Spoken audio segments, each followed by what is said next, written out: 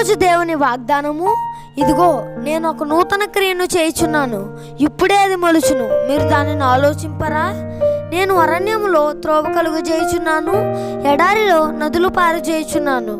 యెషయా గ్రంథము 43వ అధ్యాయము 19వ వచనము.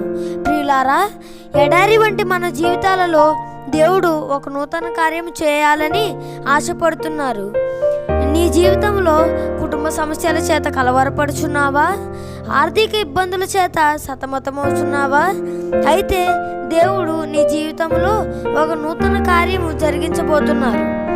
అది ఇప్పుడే వాక్యము వినుచుండగా చేయబోతున్నారు.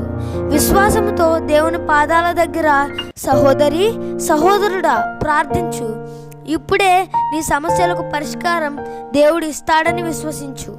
తప్పక నీ జీవితంలో అద్భుతం జరుగుతుంది. మీ జీవితాలలో దేవుడు ఈ వాగ్దానం నెరవేర్చునుగాక. ఆమేన్.